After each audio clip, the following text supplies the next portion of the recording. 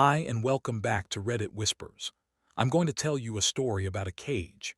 For 20 years I lived in a cage of my own making, a beautiful, noble prison I had built with my own two hands. The bars were made of my love, the lock was my sense of duty, and the warden was my wife. I was not a prisoner of her making. I was, I believed, a willing captive, a man who had sacrificed his own freedom for a cause so sacred it was the very definition of my life. I was the man who worked a job he despised to pay for the medical care of the woman he adored. For 2 decades, my life was a long, slow, and honorable suicide of the soul, and I considered it a life well lived. This story is about the day the door to that cage was unexpectedly thrown open, and in the harsh, terrifying light of a freedom I never wanted, I was forced to examine the nature of my prison. It's about the horrifying discovery that the bars were not made of my love, but of her lies, and the illness I had sacrificed my life for was not a tragedy. It was the most effective, most profitable, and most monstrous con a person could ever imagine. The cage was a cubicle on the 17th floor of a glass and steel tower downtown. It was a perfect 6 by 6 foot box of gray fabric and beige plastic. The air tasted of recycled oxygen and stale coffee.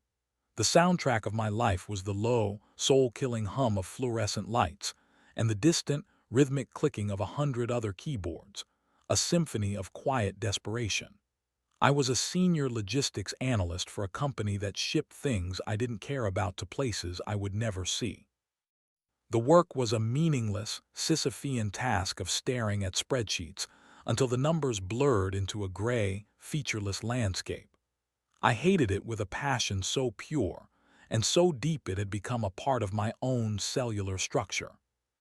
But I went to that cubicle every single morning for 20 years. I put on the suit, I knotted the tie, and I sold my soul in 8-hour increments, 5 days a week. I did it for one reason and one reason only: the health insurance.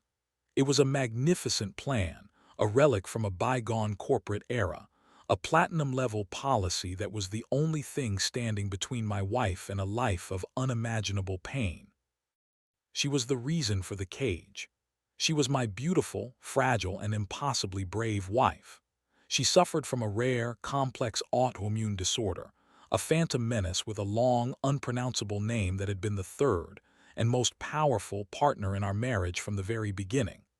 Her illness was a constellation of symptoms: chronic, debilitating fatigue, constant, migrating pain, a sensitivity to light and sound that would leave her bedridden for days on end.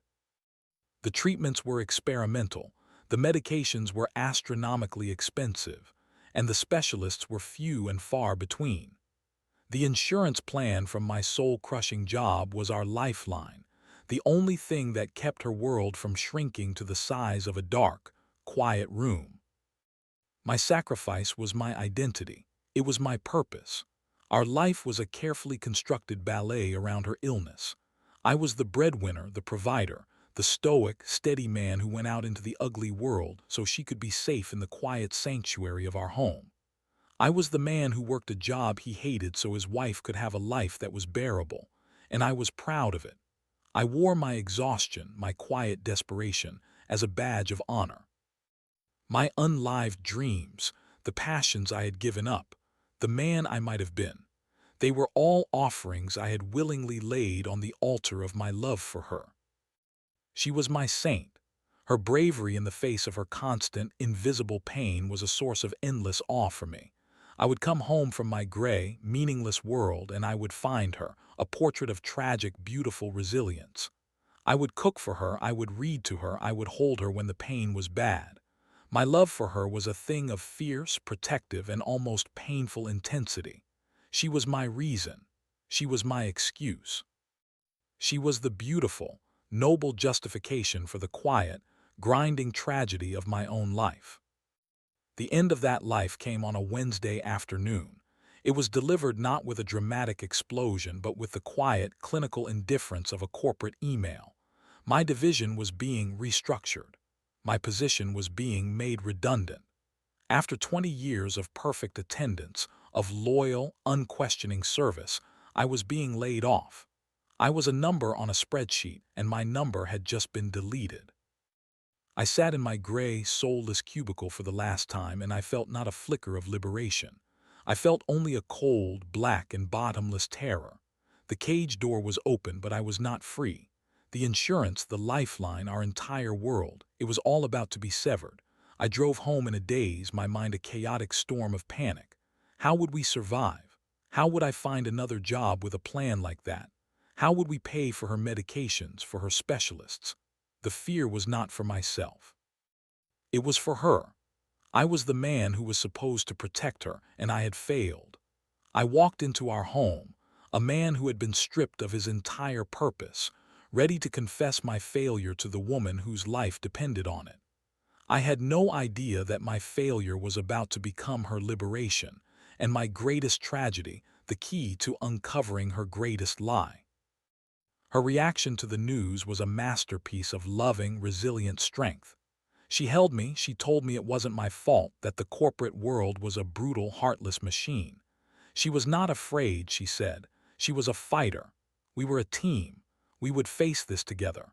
Her courage in the face of what I knew was a terrifying new reality for her was so profound it brought me to tears. She was my hero. In the days that followed, the panic began to subside, replaced by a grim, practical need to plan.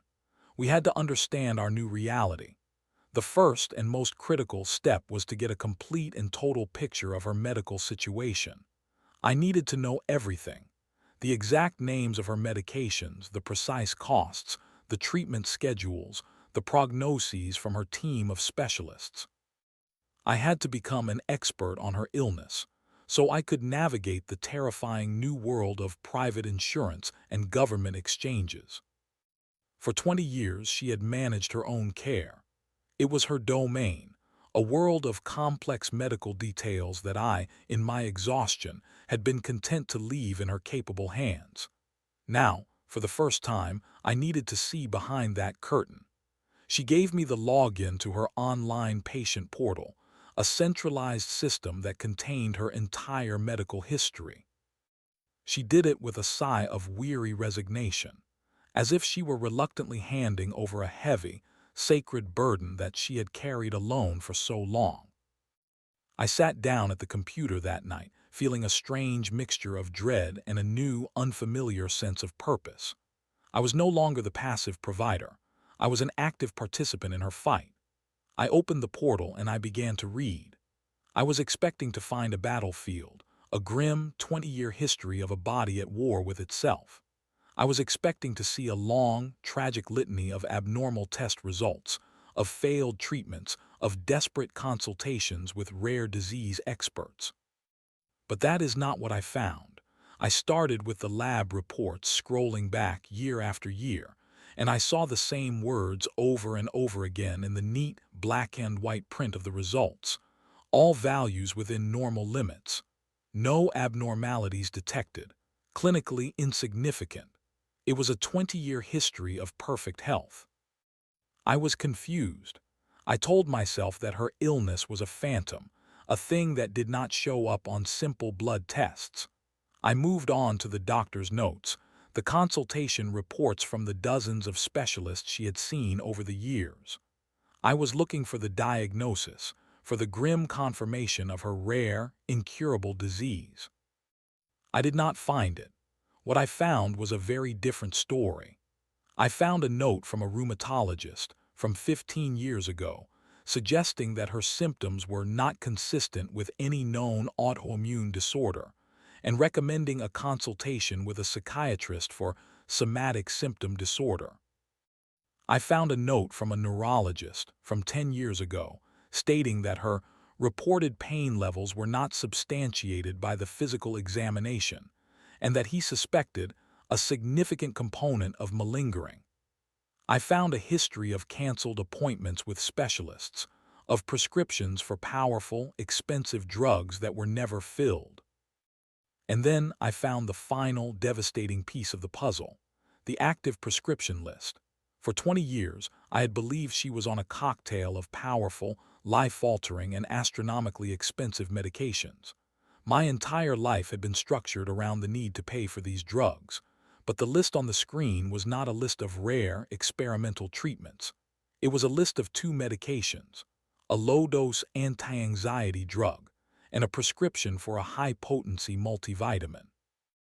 I sat there in the quiet, sterile glow of the computer screen, and the entire structure of my life, the entire foundation of my 20-year sacrifice, dissolved into a cloud of smoke. The illness was a lie. The pain was a performance. The cage I had lived in was not a necessity, it was a choice. Her choice. My saint was a phantom. My marriage was a fraud. And my entire adult life, my single, precious, and unrepeatable life, had been a sacrifice laid on an empty altar. The confrontation was a quiet, almost clinical affair. The rage and the grief were so immense, so profound, that they had collapsed in on themselves, leaving a cold, dead, and perfectly calm void in their wake. I did not scream. I did not cry.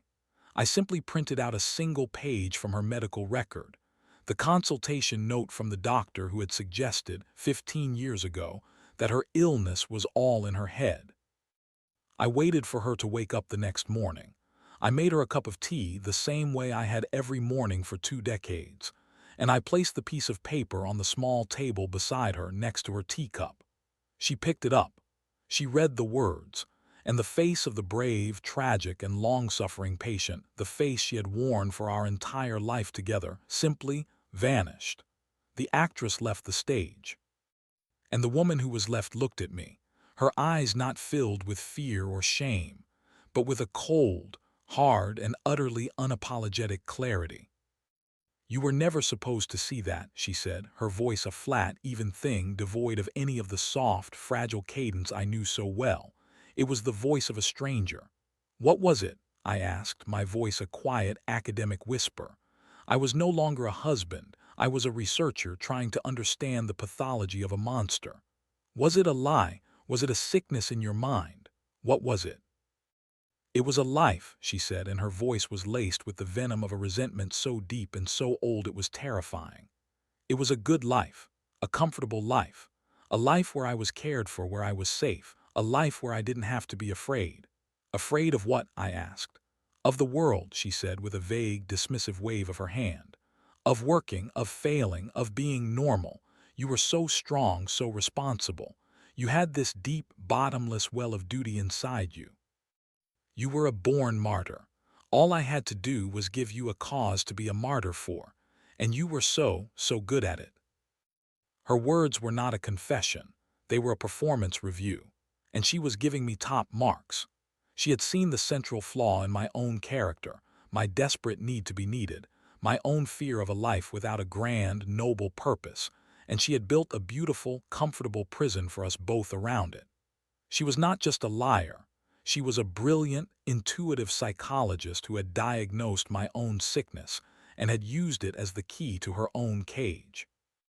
I looked at this woman, this stranger, and I saw the full, horrifying scope of the symbiosis we had been living in. She had needed a cage to protect her from the world. I had needed a cage to protect me from my own unlived life. The illness, the beautiful, tragic, and completely fictional illness, was not her prison. It was our shared creation. I stood up from the table. The 20 years of my life I had given her felt like a dream I was finally, brutally waking up from. "The cage is open now," I said. "You're free." And so am I. I walked to the door, and for the first time in 20 years I did not know where I was going or who I was or what the purpose of my life was. And it was the most terrifying and the most exhilarating feeling I had ever known. The years since that morning have been a long, slow, and often painful process of learning to walk in the light. The man who had lived in that gray cubicle, the man whose entire identity was a sacrifice, had to die. And in his place, a new man had to be born. I did not go back to the corporate world. I took the small severance package I had been given, and I did something I had not allowed myself to dream of in 2 decades. I went back to school. I studied landscape design, a quiet, forgotten passion from my youth. I learned the names of plants, the language of the seasons, the feel of real, honest dirt under my fingernails. My life is small now. I don't have a grand purpose. I don't have a saint to care for. I don't have a beautiful, noble cage to define me. I have a small business. I design gardens for people. I build things that are alive, things that grow, things that are real. The work is hard. The money is modest, but it is mine, and it is honest. I learned the hardest lesson a man can learn. That sometimes the prisons we live in are not built by others. They are built by our own hands, out of our own fears, and our own desperate need for a beautiful, simple story. I had to lose my entire life to finally be free of the story I had told myself. And in the quiet, sunlit, and profoundly real world of my new, smaller life, I have finally, after a lifetime of sacrifice, found something that is worth living for: myself. Thank you for tuning in to Reddit Whispers. We've all faced moments when everything felt broken. What was your turning point? Leave it in the comments, because your experience might be exactly what someone else needs to hear right now.